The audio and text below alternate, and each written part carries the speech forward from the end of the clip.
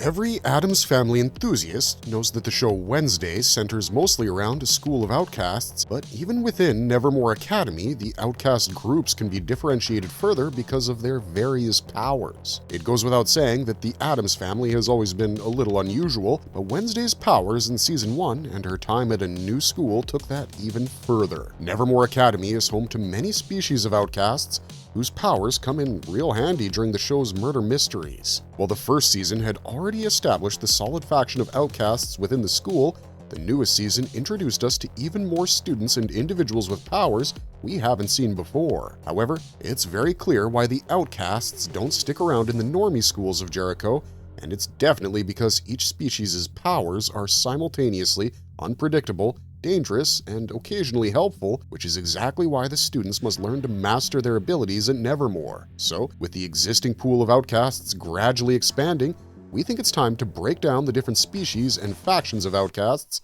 seen in Netflix's Wednesday. Before we get into our explanation, we have a very small request. If you like our content, please support us by subscribing to the channel. It's a small click for you, but for us, it means a lot. Thank you. Let's begin. I die because of you! Psychics! The most predominant species at Nevermore Academy appears to be those who are psychically gifted, and while many of the students at Nevermore have some special powers, we see that Wednesday's psychic powers are explored more than any other students, especially with the first season really expanding on her psychic abilities the most. Throughout the season, we see how Wednesday has psychic visions that help her uncover the truth about the murders happening around the town of Jericho, and how they also connect to the town and the school's history. Wednesday's visions are the main supernatural focus of the series, but it's also revealed that she's not the only one to have such clairvoyance, as she inherited this power from her mother Morticia and from her distant ancestor Goody Addams, who was a witch with a similar gift. Moreover, just like Goody Addams, Wednesday is also classified as a raven psychic due to her woeful perspective of the world. Later in the show, Morticia warned her daughter that she must learn to control her powers, as ravens have the potential to lose their minds if not properly trained. However, Wednesday was powerful enough to master her gifts, which ultimately helped her discover Tyler's identity as Hyde in Season 1.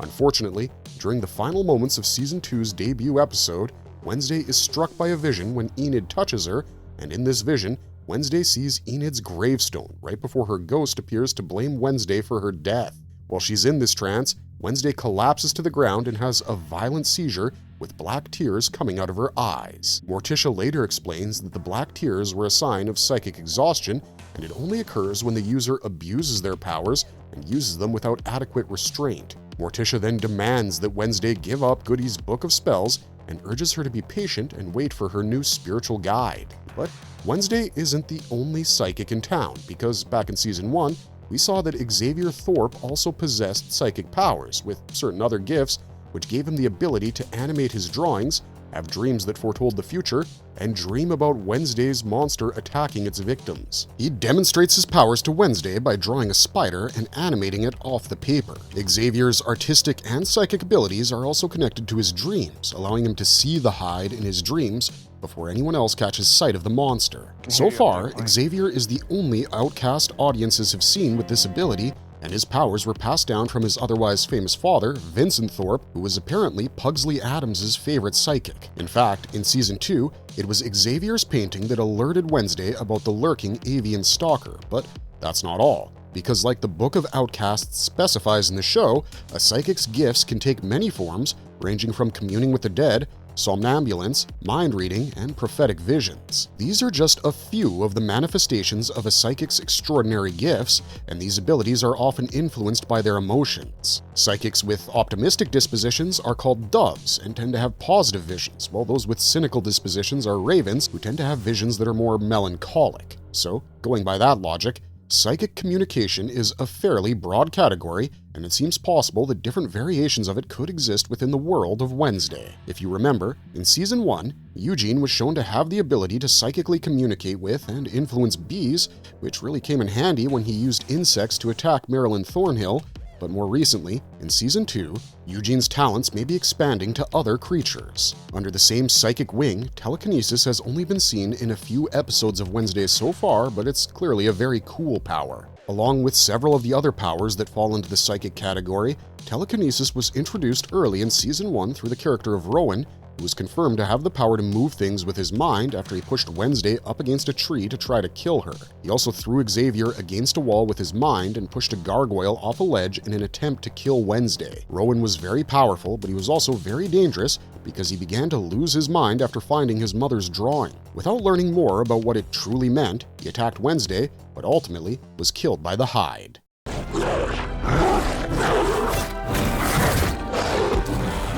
Furs, aka werewolves. At Nevermore Academy, werewolves, more commonly known as furs, are your usual human-canine hybrids, and they might be the school's biggest clique. Though often depicted as ferocious beasts in popular media, the werewolves in Wednesday prefer to avoid humans while wolfing out, and many students even opt to transform in lupin cages. While some werewolves may wolf out later than others, all furs find their on-campus packs and enjoy gathering in Cobham Woods for their monthly full moon serenades when they wolf out to fully transform into werewolves. But outside of the school, these werewolves live in packs that consist of their family, and of course the leaders of the packs are their parents. If a wolf is unable to wolf out, they're apparently kicked out of their family pack. Apart from that, a wolf that doesn't live in a pack is looked down upon, and so is a wolf that doesn't wolf out, as they're less likely to find a mate, something that's also looked down upon. Dying alone is a fear that many wolves have, as it's their societal norm to be family-oriented. In human form, they have minor wolf-like attributes such as claws for nails, but during certain moons, these outcasts transform into their full werewolf form. For the furs, their power is simply the transformation itself, which has both positives and negatives. The werewolves become more violent and unpredictable, but they're also stronger and faster in their wolf form. Werewolves are also known to be loud, as they're often heard howling, and their diet consists of large amounts of red meat, as shown during Parents' Weekend when Esther Sinclair worries that her daughter Enid isn't eating enough red meat. The Sinclair family, along with 3 other werewolves, were shown eating meals made solely of meat, and that really just gave it all away. Sure, there are numerous werewolf students at the school, but the most lovable and important among the entire first population is Enid, because she's Wednesday's roommate and best friend. While Enid's siblings all take on Nevermore Academy's werewolf stereotypes, Emma Myers' character hadn't wolfed out, at least until Wednesday's Season 1 finale. She was considered a late bloomer, and it caused her a lot of problems with her family. Enid's claws would still come out when she was angry or excited, but now that she knows how to fully wolf out, we don't think it's wrong to expect more transformations from the furs in the new season. Fangs, aka vampires. Vampires, or fangs as the students call them, have stalked the grounds of Nevermore Academy for centuries. While they're not as communal as werewolves, fangs know how to connect with their fellow classmates, and it's said that their unsanctioned dorm parties are as legendary as Dracula himself. But out of all the student groups in Wednesday, we think the vampires are perhaps the ones that have played the smallest role so far. The main vampire who's given a name in Season 1 is Yoko, and Enid briefly roomed with her in Ophelia Hall while she was angry with Wednesday, but as it turns out, Yoko didn't return for Season 2. While it's sad that Wednesday hasn't given a full rundown of the vampire students' powers, there are a few clear details. As Enid shares with Wednesday, we find out that some of the vampires have been students at Nevermore for literally decades, confirming that they follow traditional vampire narratives about the creature's extended lifespan, but dislike sunshine, and due to their aversion to light, the pale vampires are typically seen wearing sunglasses during Wednesday's Season 1. Well, at least the vamps here can walk in the sun without getting incinerated, but even in this show, garlic is their kryptonite because ingesting it causes them a pretty bad allergic reaction. Overall, they seem like a pretty chill group, and we'd really like to see some Dracula-level action from them too. I have no memory I was here, Mrs. Addams. Scales, aka Sirens. Sirens, who are also called scales, are known for their beauty and their gift of song. With just a few notes, sirens can persuade even the most trained psychics to jump up and down or quack like a duck. Plus, not only do they have the gift of song, sirens can also partially transform their bodies and legs to turn into powerful fish-like tails that propel them through the water at great speeds, with their hands growing claws and webs, while also being able to breathe underwater. As seen several times throughout the show, their skin can also grow scales when submerged in water. As one of Nevermore Academy's major student factions, these sirens have the ability to manipulate the behavior of those around them through their songs. The main siren seen so far in Wednesday is the Queen Bee, Bianca Barclay, and she's one of the more popular girls in school due to her manipulation abilities, though there are many other Siren students too. We mainly see Bianca using her song to manipulate her way into Nevermore. The Siren song can also lead other students to be distrustful of them, as Xavier broke up with Bianca due to his fear that she was trying to control him with her power. The power of the Siren songs also means that Wednesday's scaled characters are subject to exploitation by others, such as how Bianca's mom is being used by a man named Gideon to recruit followers to his cult, Morning Song. Unsurprisingly, Bianca is also the leader of Nevermore Academy's a cappella group. Other notable characters who are Sirens include Kent and Davina, both of whom are also members of the Nightshade's secret society. Since Bianca's mom revealed that her song is drying out, Wednesday is hinting that some of the Sirens could potentially lose their powers in future seasons. Having said that, we get to see the true extent of Bianca's powers in Season 2 as the new principal, Barry Dort, blackmails her into doing his dirty work, especially when it comes to getting more school funding. She even siren-sung Morticia Addams into doing her bidding and has been actively using her abilities to save her mom from being caught by the police after Gideon's cult fell through. Barry was the only one immune to Bianca's powers due to a special amulet he acquired to stay immune to any Siren's influence.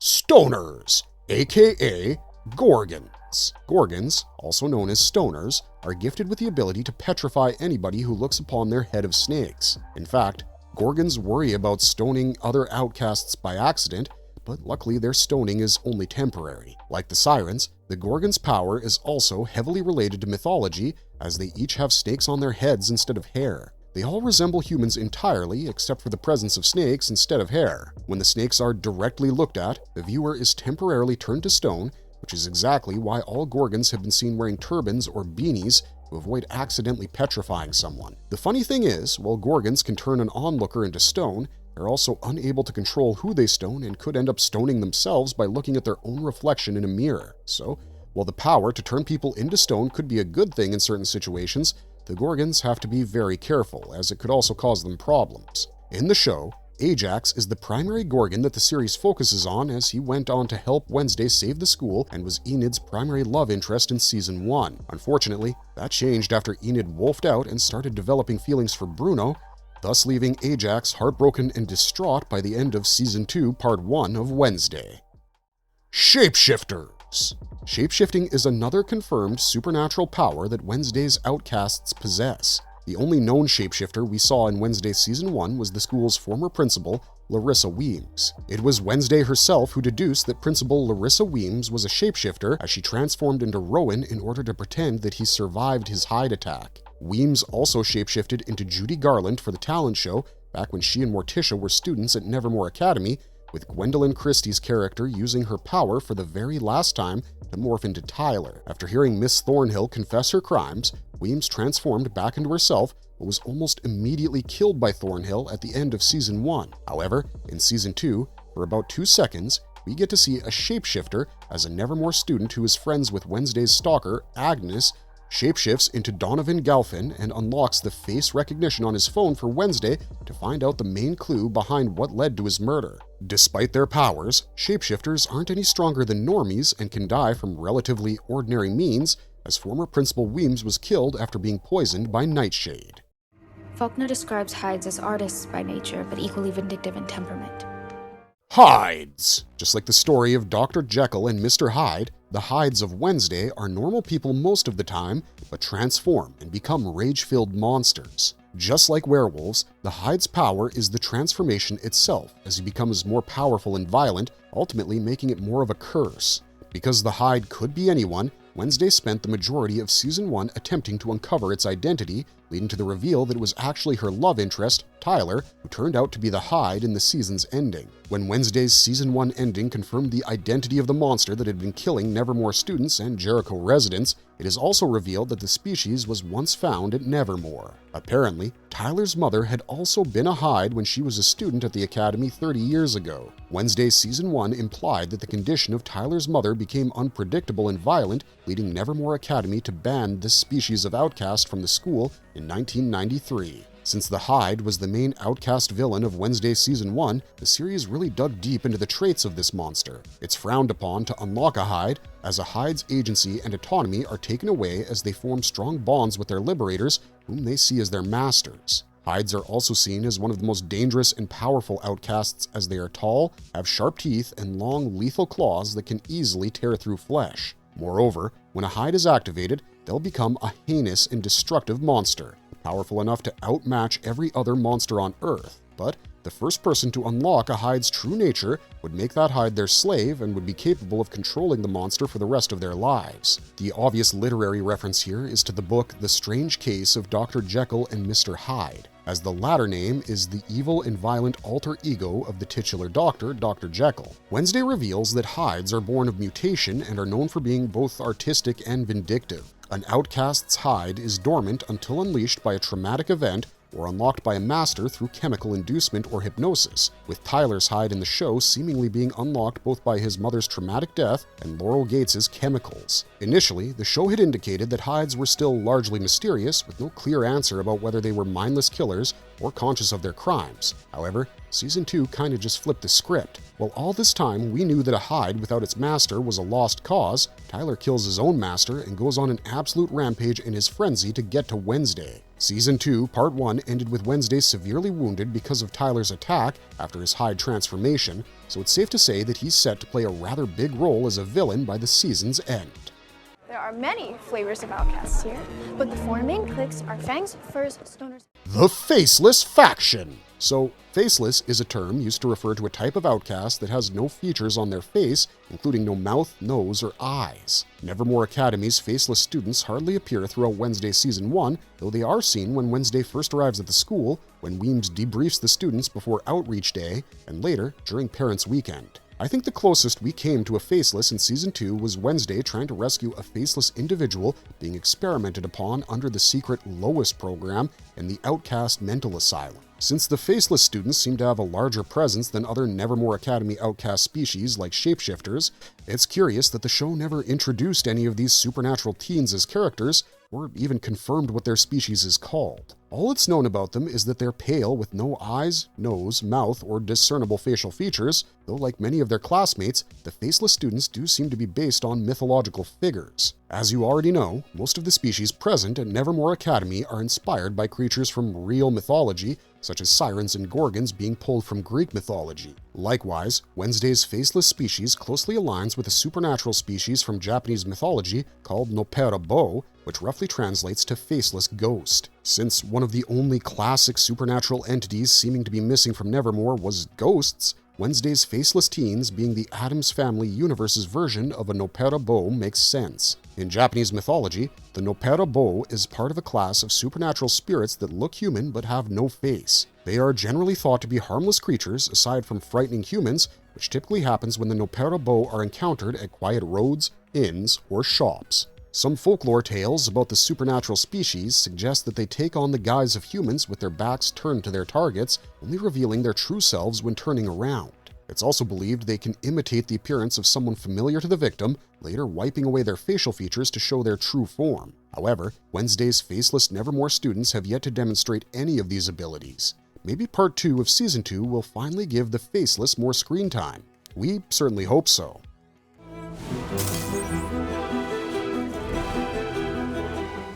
Electrokinetic people. Wednesday isn't the only member of her family who possesses some supernatural powers, as several are confirmed to have powers of electrokinesis. We remember that Wednesday Season 1 first saw Wednesday's Uncle Fester exhibit power over electricity, and after being a mystery throughout Season 1, Pugsley's supernatural powers are also finally revealed. Pugsley, being a year or two younger than Wednesday, explained why he hadn't yet discovered his powers in Season 1, but the time jump before Wednesday Season 2 now seemingly brings him to the same age she was at the beginning of the series. With Pugsley now joining Wednesday at Nevermore Academy, he will clearly be honing his distinctive new powers throughout Season 2. Even though Pugsley has powers of electricity like his Uncle Fester, he's seemingly classified under the psychic category like Wednesday and Morticia. But the Netflix TV show has yet to further clarify these differences and whether Pugsley and Fester would technically be part of a different species or fall under the psychic wing. However, so far, Pugsley's electrokinesis has been quite cool to watch,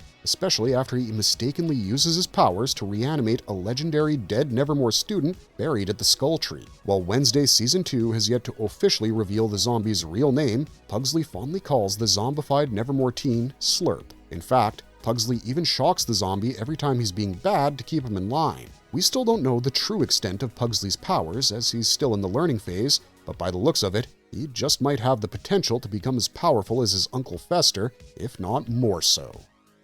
Pyrokinetic people. As you might already know, Steve Buscemi's Principal Barry Dort is introduced in Wednesday's Season 2 as a representative of another previously unseen outcast species. Barry Dort boasts the power to create and manipulate fire, with his pyrokinesis coming in handy during events like Nevermore's founder's pyre and when shooting down crows during the avian attack on Nevermore. But it's unclear whether Dort's pyrokinetic powers fall under the broader psychic outcast species, but we're sure there's much more to what he can do other than manipulating every situation to his own benefit, blackmailing students to do his dirty work, and shooting fire from his hands.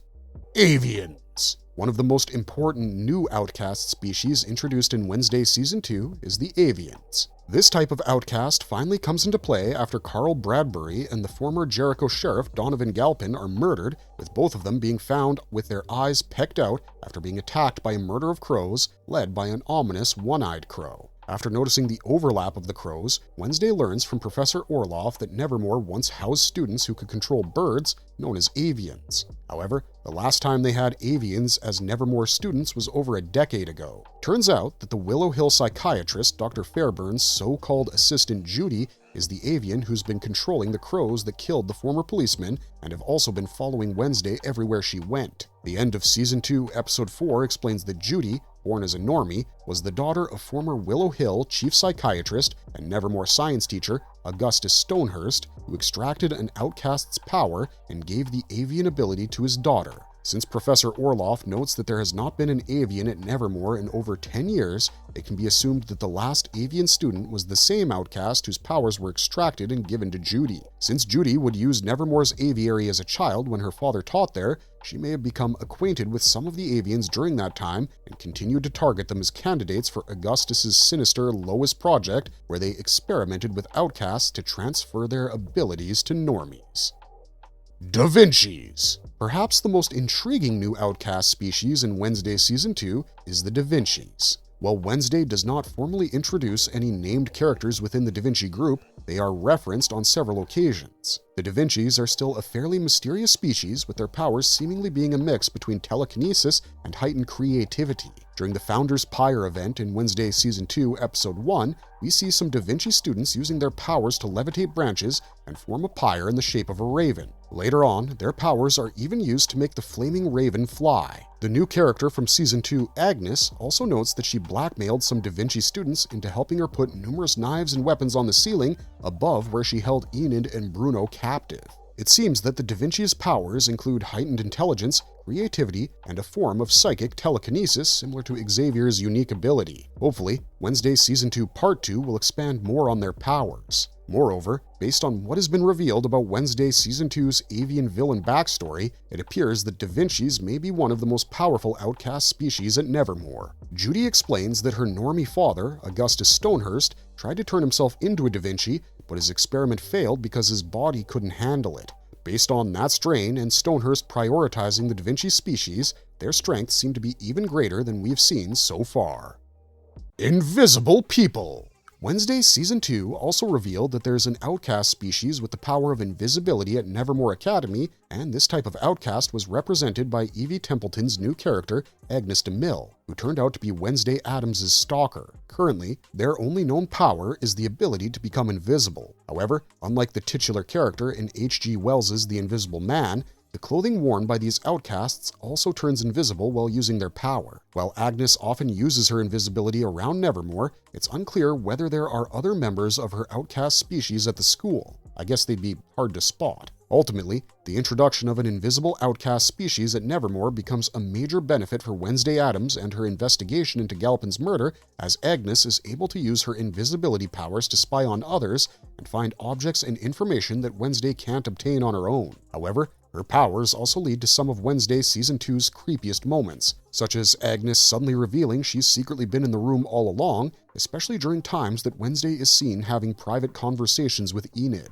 There's a sense of never being able to feel completely alone or in a space of privacy with Agnes around, especially when she's already admitted she uses her powers to blackmail other students. and that honestly says a lot about her and perhaps this species of outcast as well.